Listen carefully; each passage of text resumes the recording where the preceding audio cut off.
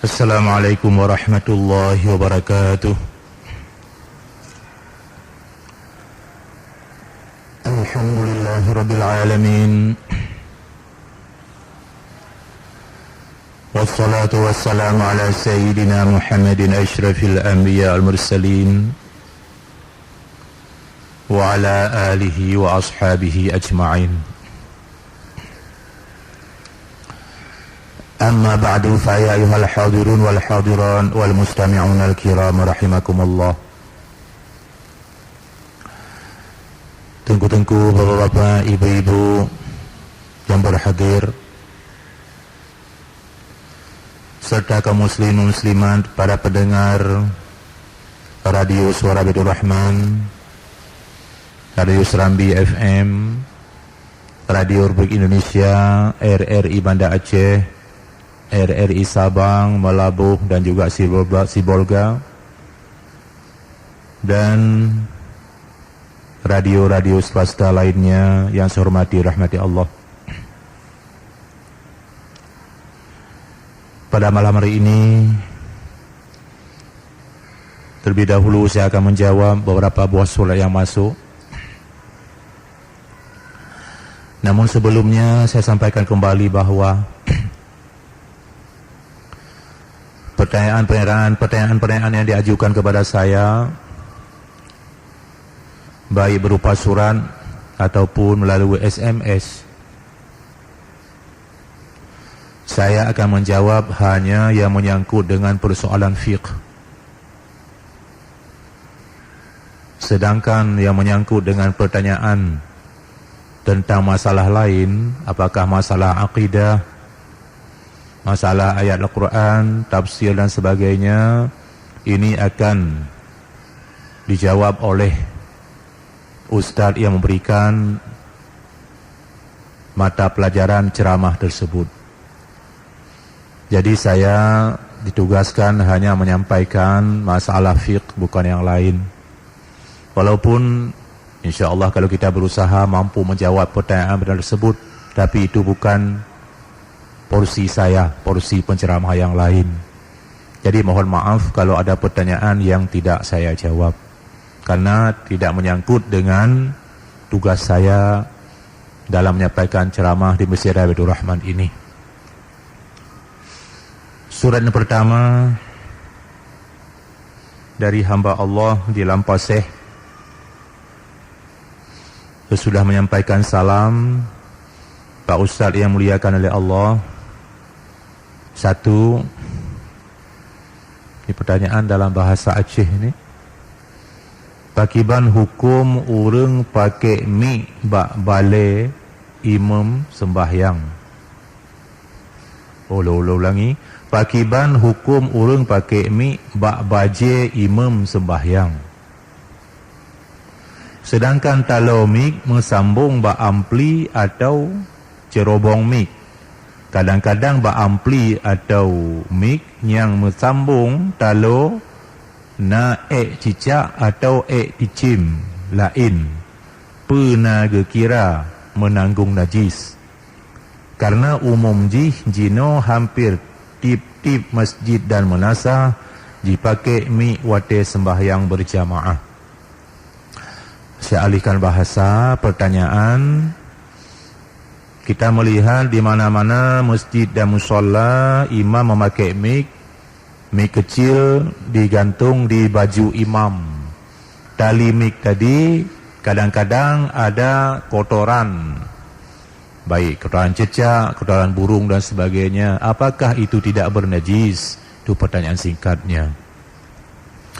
Sama-sama kita ketahui kaum muslimin berbahagia, salah satu syarat sah salat adalah suci badan, pakaian, tempat solat dari najis. Kalau bernajis, apakah pakaian, ataupun badan, ataupun tempat solat, maka solat tersebut tidak sah, karena ada najis. Ini pertanyaan adalah pada talimik. Talimik berhubungan dengan badan orang tersebut, apakah boleh atau tidak. Nah, ini banyak kejadian sekarang ini. Kita menjawab bahwa sebagai pengurus masjid, musola dan sebagainya harus ekstra hati-hati dalam menjaga peralatan terutama yang dipakai untuk ibadah solat. Andai kata mik yang didekatkan di dada tadi pada barang yang sebesar mik yang sebesar ujung jari tadi memang ada kotoran, ini menyangkut dengan pakaian kita, kena dengan pakaian kita, berhubungan langsung dengan pakaian kita, ini jelas tidak dibenarkan. Tetapi kalau pada tali mik itu jauh, ya, ini tidak dipersoalkan. Namun demikian, sekali lagi kepada pengurus masjid, mushola harus menjaga betul-betul agar alat yang dipakai untuk ibadat pada Allah ini betul-betul terjaga kesuciannya. Pertanyaan kedua, bak sembahyang tarawih, habis dibaca Fatihah, kemudian dibaca surat sabuh ayat, Misuji, Yasin, Taha, dia langsung di ruku'. Nyan pakriban pengertian di ustaz. Lun tu pecit sembahyang sah, cuma untuk ibadat utama menyolagenyan. Mohon penjelasan ustaz kedua hal tersebut. Dalam solat imam, terutama ditanya pada solat tarawih biasanya, karena banyak rakaatnya mungkin, membaca satu ayat saja dari surat tertentu yang pendek sekali, misalkan Yasin, habis itu terus ruku', Allahu Akbar, ruku' terus, baca Taha ataupun Wadduha, habis itu ruku' terus. Bagaimana? Si penanya sudah tahu tadi salatnya sah, bukan tidak sah, karena ayat tadi, membaca ayat surah Fatihah hukumnya adalah sunan. Tetapi kita harus mengetahui juga bahwa yang di belakang kita, makmum, juga wajib membaca Fatihah. Apakah dengan membaca Taha atau Yasin atau Wadduha, makmum di belakang kita sudah selesai membaca Fatihah?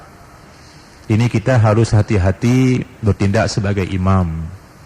Justru itu dalam hadis Rasul disebutkan, yang maksudnya apabila seorang anda menjadi imam, falyukhaffif, sederhanakan solat anda, tidak terlalu panjang bacaan ayat, tidak terlalu pendek.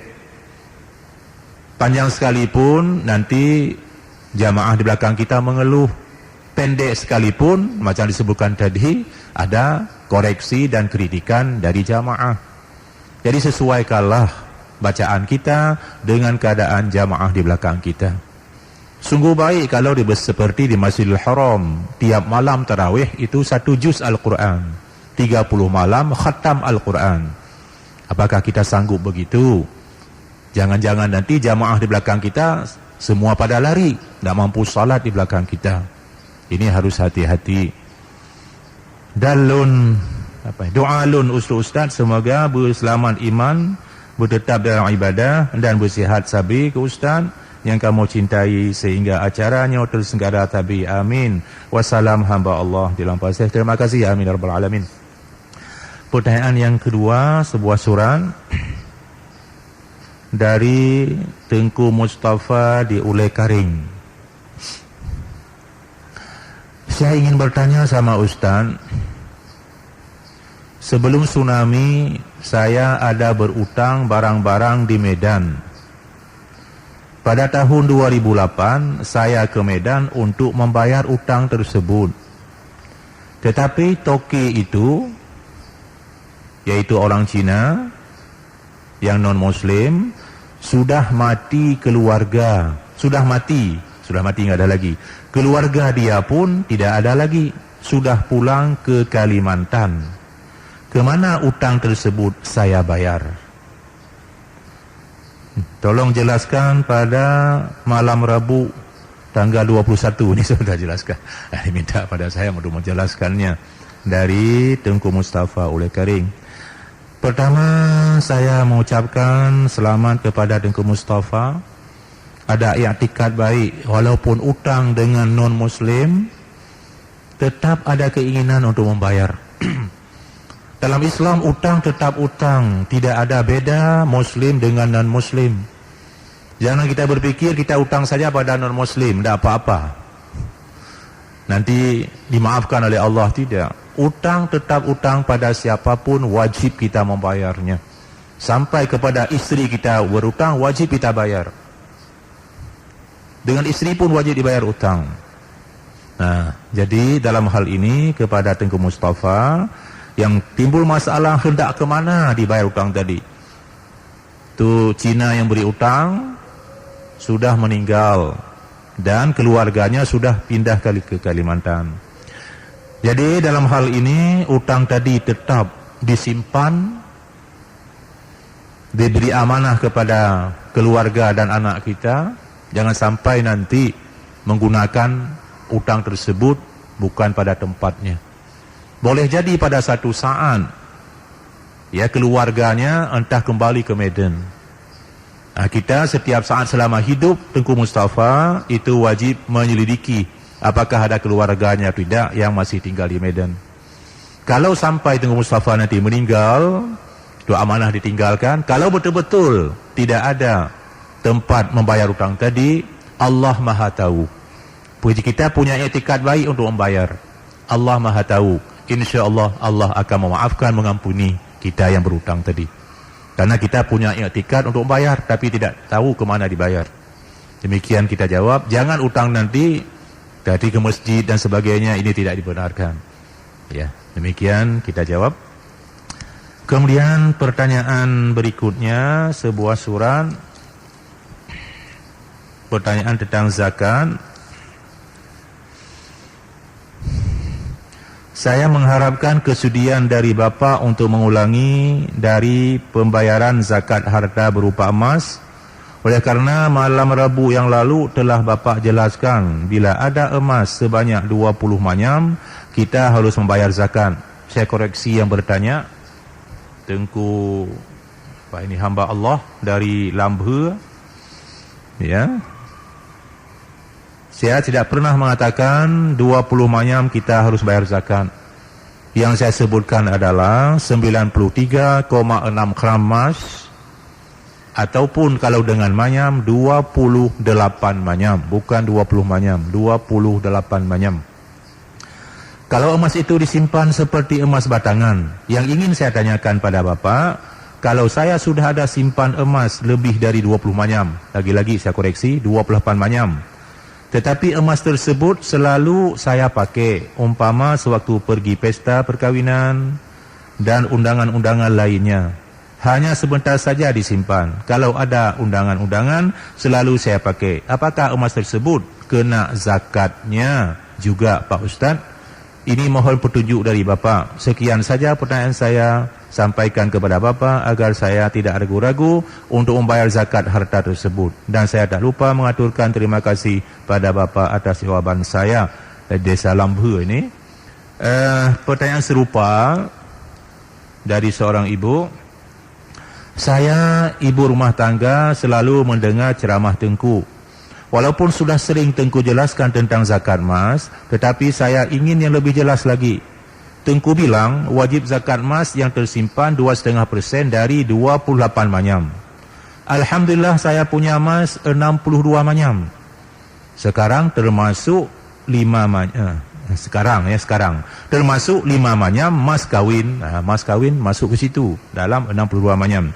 Bagaimana dengan zakatnya? Sedangkan saya memakainya sekali-sekali kalau ada keperluan. Untuk hari-hari hanya sedikit yang saya pakai. Karena ada sebahagian Tengku mengatakan tidak wajib zakat kalau pernah dipakai walaupun sekali-sekali. Saya bingung yang mana benarnya. Karena saya takut azab Allah. Tolong Tengku jawab. Kalau bisa malam Rabu tanggal 14. Ini sudah tanggal 21, mohon maaf. Minta saya jawab tanggal 14 yang lalu. Nah, ini mendengar ceramah saya pertanyaan pada tanggal 7 ya bulan ini, pada tanggal 7, sehingga timbul pertanyaan minta dijawab tanggal 14. Walaupun sudah pernah kita jawab, namun akan saya jawab lagi. Kita hormati yang bertanya, ada dua orang ini. Kalau kita melihat fiqh mazhab arba'ah, fiqh 4 mazhab, kita melihat sedikit beda pendapat imam mazhab tentang zakat perhiasan. Abu Hanifah dan Ahmad bin Hanbal, mazhab Hanafi Hanbali, menyebutkan bahawa emas perhiasan wajib dikeluarkan zakatnya. Tapi Imam Malik, mazhab Maliki, Muhammad Idris Al-Syafi'i, mazhab Syafi'i rahimahumullah, mengatakan emas perhiasan yang dipakai sehari-hari tidak wajib zakat. Ini pendapat ulama 4 mazhab. Tetapi kalau kita melihat kepada firman Allah, seperti yang saya sebutkan pada tanggal 7 yang lalu, sesungguhnya innal ladzina yaknizuna adh-dhahaba wal-fiddah, sesungguhnya orang-orang yang menyimpan emas dan perak, wala yunfiqunaha fi sabilillah, tidak dibayarkan zakatnya pada jalan Allah, fabashshirhum bi'adzabin alim, beritahukan kepada mereka azab Allah yang maha pedih. Tidak disebut di ayat ini emas perhiasan tidak wajib semuanya yang kita simpan. Kemudian di hadis Nabi kita menemukan suatu ketika Rasulullah pulang ke rumah, di tangan istri beliau sedang ditimang-timang kalung di tangan istri beliau. Di hadis yang lain beberapa buah cincin. Ditanya, ya Humaira, ya Aisyah, atu'addina zakata, sudah kau keluarkan zakat emas yang di tanganmu? Itu perhiasan di tangan, kalung atau cincin. Masya Allah, la. Masya Allah, belum ya Rasulullah. Rasul terus mengadakan, menegur istrinya. Istri beliau, huwa hasbuki minan nar, dengan emas di tanganmu bisa membawa kamu masuk neraka. Di hadis yang lain diriwayatkan oleh Abu Daud, seorang wanita bersama anak gadisnya yang masih kecil datang menemui Rasulullah. Di tangan anaknya masih kecil ini maskatani ghalidatani, ada 2 buah gelang yang tebal, yang berat. Ditanya pada wanita tadi, apakah kamu sudah kau keluarkan zakat terhadap emas di tangan anakmu? Belum ya Rasulullah. Rasul menjelaskan, bagaimana kalau nanti di hari kiamat Allah memasukkan 2 kalung dari api neraka ke tangan kamu? Wanita terkejut, segera dicabut gelang yang ada pada tangan anak gadis ciliknya tadi, diserahkan kepada Rasul. Huma lillahi wa rasulih, kedua gelang ini saya serahkan kepada hukum Allah dan Rasul, dikeluarkan zakatnya. Ini zakat perhiasan, emas perhiasan. Dalam sejarah kehidupan Umar bin Khattab, beliau pernah mengirim surat kepada gubernur-gubernur yang beliau angkat, termasuk Abu Musa Asy'ari. Antara isi surat, mur nisa al-muslimin di zakati hulliyihinna, perintahkan seluruh istri orang muslimin, orang mukmin untuk mengeluarkan zakat perhiasan mereka. Maka kita melihat kepada hadis dan juga fatwa dari Amirul Mukminin Umar bin Khattab, jelaslah bahwa terhadap emas perhiasan pun wajib dikeluarkan zakat bila nisabnya mencapai 93,6 gram, atau saya sebutkan tadi 28 banyak emas Banda Aceh kurang lebih. Namun sedikit beda ulama tentang yang dipakai sehari-hari. Yang dipakai sehari-hari berapa itu? Kalau sekarang paling berani 20 manyam, itu pun sudah kelewat batas kita pakai, tidak terjamin keselamatan, apalagi ke pasar. Terhadap ini memang beda pendapat ulama. Tetapi emas perhiasan yang disimpan tetap wajib. Kalau tidak demikian, maka belilah emas perhiasan banyak-banyak, tidak kena zakat. Masya Allah, kalau hal demikian itu. Dan ada pendapat sahabat Rasul bernama Jabir radhiyallahu an mengatakan, emas perhiasan dipakai sehari-hari cukup 1 kali saja dikeluarkan zakatnya. Selainnya wajib setiap tahun dikeluarkan zakatnya. Termasuk yang ditanya oleh ibu tadi, kena wajib zakat, sudah menjadi milik ibu, yaitu mahar jename bahasa Aceh yang diserahkan oleh suami. Mahar jename itu kena zakat kalau sudah sampai nisabnya, walaupun dicampur nanti dengan emas yang lain, ditambah dengan emas yang lain. Demikian jawaban terhadap pertanyaan dari Lambu dan seorang ibu rumah tangga. Berikutnya, sekedar waktu yang ada akan saya jawab SMS yang masuk. Kakak ipar saya mengadopsi seorang anak laki-laki sejak lahir yang ditinggalkan ibu kandungnya di rumah sakit, dan sekarang anak tersebut sudah besar. Yang ingin saya tanyakan, bagaimana aurat kakak ipar saya di depan anak tersebut? Dari Abdullah di Lung Batah. Ini pertanyaan dari Lung Batah. Kakak iparnya pernah mengadopsi, mengangkat seorang anak yang sudah dewasa sekarang ini. Dalam Islam tidak dibenarkan, tidak ada istilah adopsi. Anak angkat tidak ada istilah dalam Islam. Maksud tidak dibenarkan di sini adalah jangan sama status anak angkat dengan anak sendiri. Anak angkat tetap adalah anak orang lain, tidak sama dengan anak kita. Dengan kata lain, kalau anak perempuan itu yang kita angkat sebagai anak angkat, yang jadi wali tidak boleh ayah angkat, tetap keluarganya yang ada hubungan darah dengan dia. Kalau anak laki maupun anak perempuan, di segi harta dalam faraid, hukum faraid tidak dapat, kecuali diberikan, dihibah ataupun diwasiatkan oleh orang tua angkatnya. Ini ketentuan dalam Islam. Ditabani itu sama kita angkat dengan anak sendiri, tidak dibenarkan dalam Islam. Nabi sendiri pernah mengangkat Zaid bin Harisah sebagai anak angkat, dibatalkan oleh Allah Subhanahu wa taala. Bisa kita lihat surah Ahzab ayat 4 dan ayat 5 menerangkan masalah tadi. Islam tidak membenarkan tabani, adopsi tadi.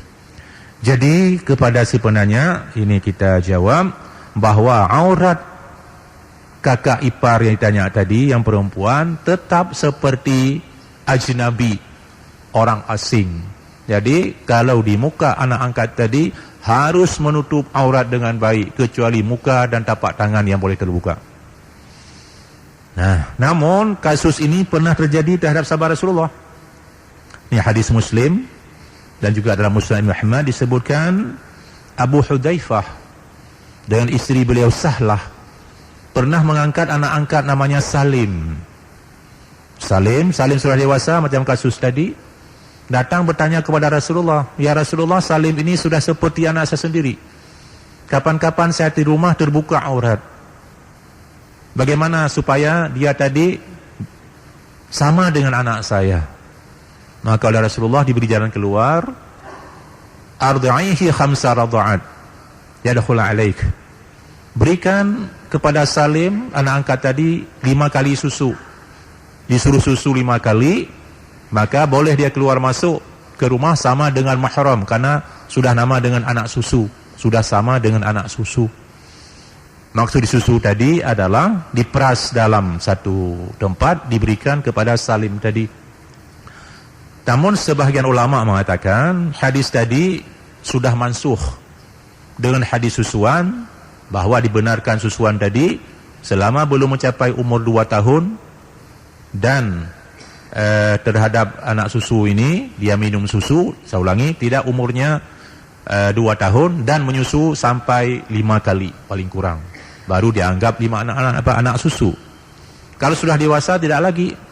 Namun sebahagian ulama, kalau ada kasus seperti tadi, maka disebutkan jalan keluarnya seperti Abu Hudzaifah dan Sahlah terhadap Salim tadi. Demikian kita jawab pertanyaan. Berikutnya adalah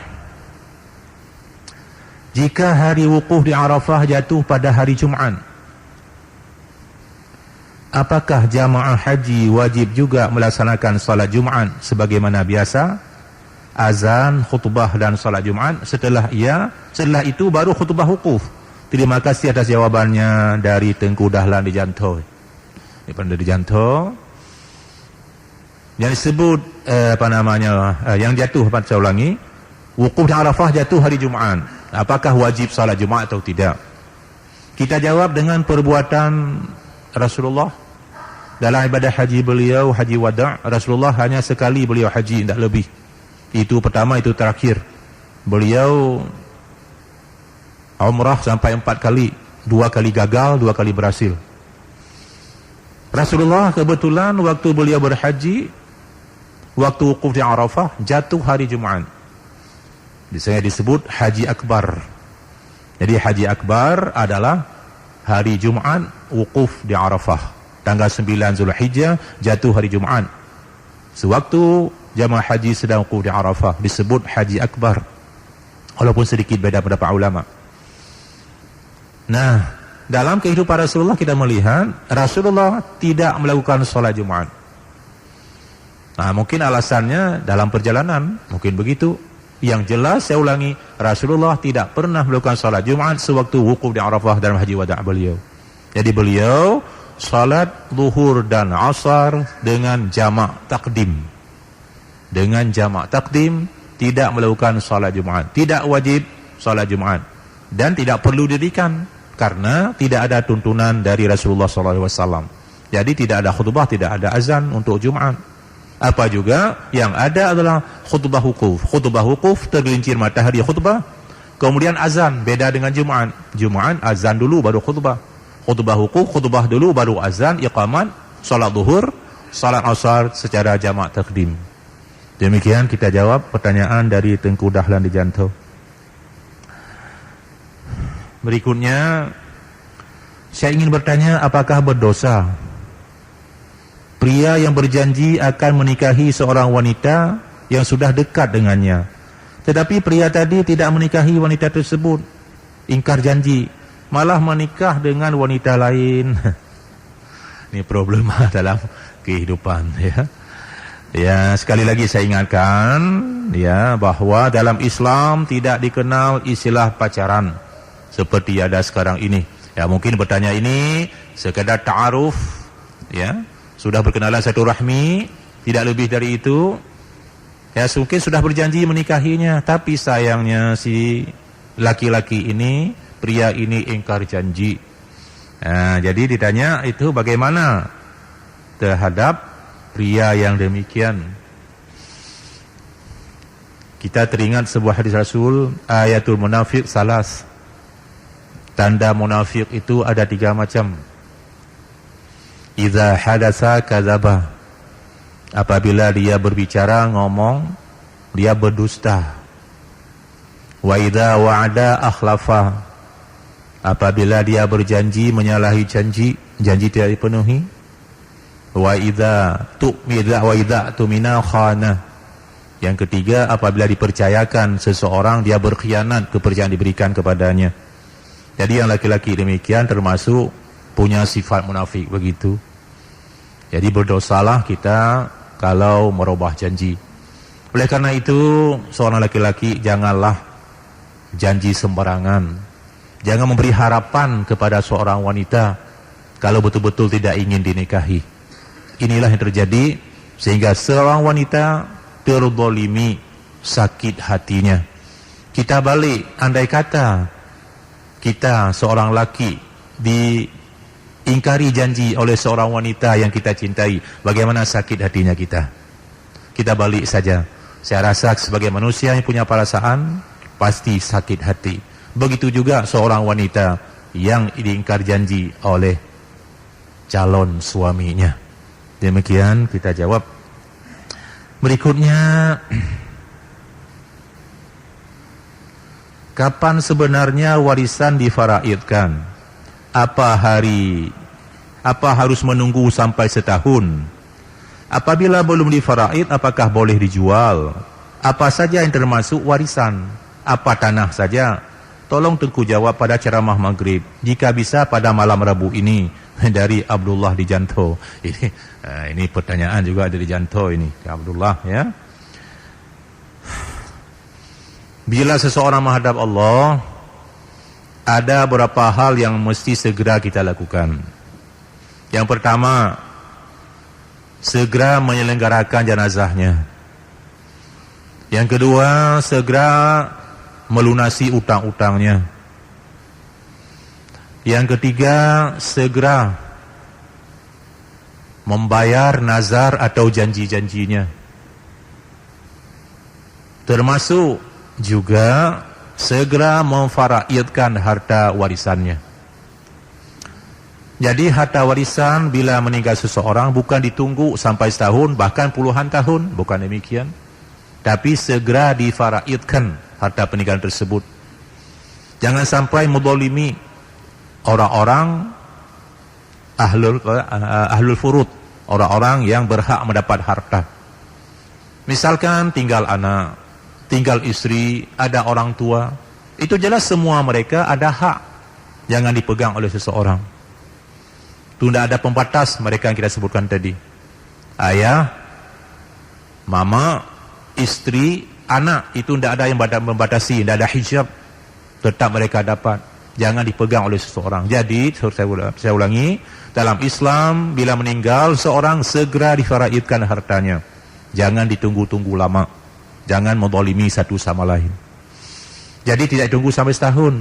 Namun di Aceh, diambil satu adat, ya tidak menyalahi juga syariat untuk kemaslahatan, yaitu difaraidkan biasa untuk orang Aceh, lepet istilah orang Aceh. Yaitu sesudah 44 hari meninggal, itu baru difaraidkan. Itu adat di Aceh. Ya, demikian itu adat. Pertanyaan berikutnya adalah, bolehkah dijual sebelum difaraid? Itu kita tidak mengetahui hak siapa harta tadi karena belum dibagi. Tidak boleh menjual sesuatu yang belum jadi hak kita. Jadi sebelum difaraidkan tidak boleh dijual karena belum jelas mana akan jatuh pada seseorang. Berikutnya adalah apa saja yang termasuk harta warisan? Apa tanah saja? Harta warisan itu apa saja yang bermanfaat bagi ahlul waris, berupa tanah, rumah, binatang, entah toko dan sebagainya. Asal bermanfaat itu adalah harta warisan yang bisa dibagi. Jadi yang bisa dibagi, ada manfaat yang bisa dibagi, ini semua adalah harta warisan yang wajib difaraidkan. Jadi bukan tanah saja yang difaraidkan. Demikian saya berikan jawaban kepada Abdullah di Jantoy. Berikutnya, ini haji lagi. Sewaktu melempar jamarah Aqabah hari pertama, ya tanggal 10 Zulhijjah, satu helai kain ihram yang di bahu lepas dan hilang. Ini berarti masih belum tahallul, ya. Dalam keadaan ihram, ya, belum tahallul, waktu melempar jamarah Aqabah jatuh yang di atas, bagian atas. Kembali ke kemah dengan hanya satu helai kain ihram. Bagaimana? Apakah kena adam? Ibadah haji apakah batal? Hal ini pernah terjadi pada tahun 1998. Dari T. Ansari. Ini pertanyaan, ya. Waktu melempar jamarah Aqabah tanggal 10 Zulhijjah, satu helai kain bahagian atas hilang. Tak tentu rimbanya. Yang perlu sangat dijaga adalah aurat kita, yaitu orang laki-laki antara pusat dengan lutut.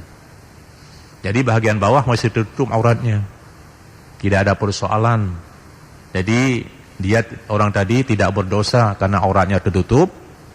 Kemudian ditanya-tanyakan apakah kena dam. Di sini tidak ada pelanggaran. Jadi kalau tidak ada pelanggaran tidak kena adam. Apalagi hal tadi tidak sengaja, bukan disengaja demikian. Jadi dam tidak kena. Kemudian hajinya batal atau tidak, juga hajinya kalau sempurna dilakukan, hajinya tidak batal. Bukan dengan gara-gara hilang satu helai pakaian bahagian atas batal hajinya. Tidak ada nas yang menyebutkan demikian. Begitu kita jawab kepada yang bertanya. Pertanyaan berikutnya ke 1333 ini. Di kampung saya ada yang namanya Banglah Redem. Seharusnya ada saya sebutkan namanya ya. Ya. Di kampung saya ada seorang bernama Sipulan. Gopnyan galak dan geazan awai-awai. Belum habis ustaz ceramah, gopnyan sudah siap azan Isya. Apa kami datangnya telat saja karena ustaz belum siap ceramah di Masjid Raya? Apa salah jadual gopnyan? Bukan gopnyan saja. Apa salah jadual di Masjid Raya Banda Aceh, ustaz? Subuh juga awai-awai ke azan. Bagaimana sikap kami? Bagaimana hukum solat di luar waktu, sebelum waktu? Ya, demikian pertanyaan dari seseorang di Tumbo, daerah apa namanya? Ya, daerah ke barat sana Tumbo ya. Ya. Lewat Sibreh ya Tumbo. Baik, pertanyaan tentang azan sebelum waktu. Disyariatkan azan dalam Islam pada dua tempat. Pertama, bila sudah masuk waktu solat. Jadi kalau sebelum masuk waktu solat tidak ada azan. Yang kedua adalah bila kelahiran anak, baik laki dan perempuan, azan telinga kanan, iqamah telinga kiri. Jadi diperintahkan azan, ada mengatakan fardu kifayah, ada mengatakan sunnah muakkadah, sedikit beda pada para ulama, bila sudah masuk waktu solat. Sebelum masuk waktu solat, ini termasuk azan yang tidak dibenarkan. Ini azan main-main. Mungkin tukang azan ini takut direbut nanti oleh orang lain. Jangan sempat azan orang lain. Ini malah redup tadi disebutkan ya. Jadi yang bersangkutan beritahukan dengan baik. Jangan-jangan nanti beliau kata Aceh hisalun itu ya. Tidak mau lagi untuk azan. Jadi beritahukan dengan baik pada beliau, panggil dua-dua, jangan di muka orang. Beritahukan azan di luar waktu itu tidak dibenarkan. Jadi mesti sudah masuk waktu. Dan beri kesempatan kepada beliau tadi. Sekarang mencari tukang azan sudah sulit itu. Ya, sulit sudah mencari tukang azan sekarang ini. Apalagi untuk imam. Ini. Nah, jadi beri kesempatan kepada yang tukang azan tadi dengan baik. Namun harus diingatkan dengan cara yang penuh bijaksana sehingga tidak tersinggung.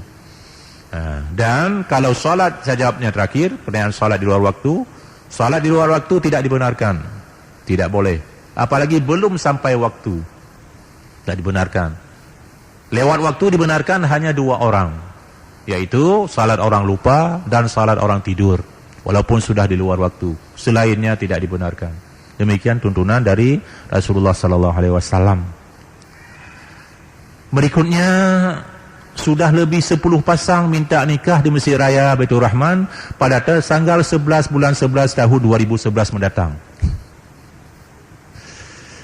Ada tahyul apa lagi ini? Ini pertanyaan. Ini pertanyaan. Untuk tanggal 11 bulan 11 tahun 2011 akan datang, berapa bulan lagi, sudah 10 mendaftar untuk menikah tanggal tersebut. Seperti tahun yang lalu, tanggal 10 bulan 10 tahun 2010. Ada juga yang minta anak lahir tanggal tadi, tak mau lahir di operasi. Masya Allah, macam-macam operasi sesar. Kita baca Quran itu macam-macam. La haula wala quwwata billah. Ini semua khurafat, ini semua tahyul. Tidak ada dalam Islam. Tidak ada dalam Islam. Jadi jangan kita terpengaruh kepada khurafat tahyul yang tidak ada asal muasal tempat mengambilnya. Tidak ada tuntunan dalam Islam, baik Al-Quran maupun hadis Rasulullah sallallahu alaihi wasallam. Jadi bagi orang yang ingin begitu, surut saja, ya, mundur saja. Apalagi sudah 10 orang, paling-paling 3 orang diterima. 10 orang tidak mungkin. Karena tiap hari di sini sekitar 3 orang, paling banyak 4 orang dari lebih. Ini sudah 10 mau daftar. Masya Allah. Ini keadaan kita sekarang, macam-macam kita. Kaum muslimin, kita lanjut. Saya seorang janda tua ingin menanyakan kepada Ustaz bahwasanya almarhum suami saya ada meninggal harta berupa 1 buah perusahaan. Cuma disebut apa namanya ya? Perusahaan apa namanya? Yang masih aktif sampai sekarang. Sedangkan anak yang ditinggalkan oleh almarhum 11 orang. Lumayan juga ini. 6 laki-laki, 5 perempuan. Dalam hal ini selalu ribut masalah pembahagian harta. Tolong Ustaz jelaskan bagaimana yang jelas untuk pembahagian harta tersebut. Sehingga saya bisa menjelaskan kepada anak-anak saya. Ini pertanyaan dari seorang ibu, ya. Cuma disebutkan perusahaan apa, sehingga agak sulit sedikit saya menjelaskannya. Jadi saya sebutkan saja cara pembahagiannya. Anak ada 11 orang, 6 laki-laki, 5 perempuan. Jadi kalau 6 laki-laki kita kali 2, karena bahagia laki-laki 2 kali perempuan. Kita kali 2, 2 kali 6, 12. 5 perempuan. Jadi 12 tambah 5, 17. Untuk anak laki-laki masing-masing 2/17. Untuk anak perempuan masing-masing 1/17.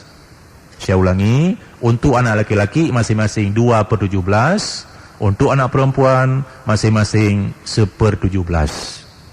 Jadi kalau perusahaan itu dijual, pembahagiannya begitu. Ataupun hasilnya, hasil perusahaan dibagi demikian. Jadi anak laki-laki 2 kali anak perempuan. Demikian kita jelaskan. Berikutnya, urang tanyongnya, apakah boleh, ya, tengah bahasa Aceh ke bahasa Indonesia, apakah boleh atau sah rukun khutbah Jumat waktu turun mimbar khatib mengucapkan Assalamualaikum warahmatullahi wabarakatuh? Dari Yusuf Osman Ibrahim di Peniti. Ini pertanyaan, mungkin belum sampai ilmu saya ke sana. Setahu saya dasar hadis, Rasulullah waktu khutbah, keluar mau khutbah, beliau 2 kali salam. Pertama, beliau keluar dari kamar beliau menuju ke mimbar. Beliau memberi salam kepada orang sekitar mimbar. Yang kedua, setelah beliau naik mimbar menghadap ke jamaah, dengan suara lantang beliau mengucapkan salam yang kedua kali. Saya belum pernah menemukan hadis yang menyebutkan Rasulullah waktu turun dari mimbar mengucapkan salam kembali. Ini tidak pernah saya temukan. Mungkin belum sampai ilmu saya ke sana. Jadi kalau tidak ada hadis, tidak ada-adakan. Kalau ada-adakanlah agama, itu perbuatan yang bid'ah. Demikian jawabannya. Berikutnya adalah, Ustaz yang mulia, saya ingin bertanya, bagaimana hukumnya orang menggadai harta di angin-angin? Bahasa Aceh, begalatung. Ini Marzuki Musa di kampung Berih, Luang Sago.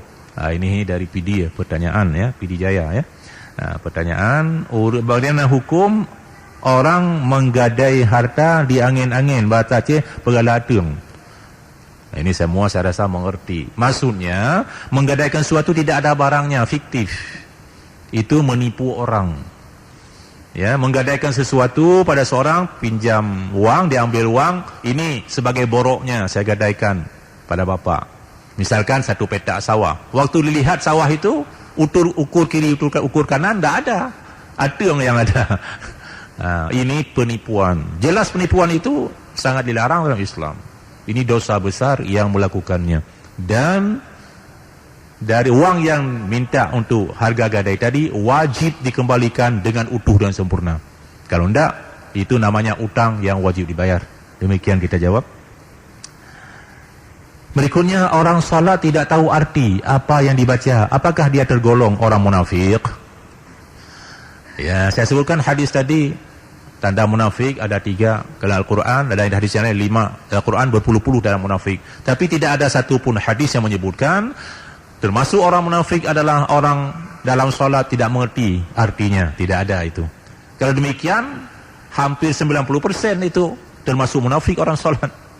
Tidak. Tetapi kita diharapkan dalam salat mengerti apa yang kita baca supaya kita lebih khusyuk dalam salat kita. Jangan hati kita terpengaruh kepada yang lain.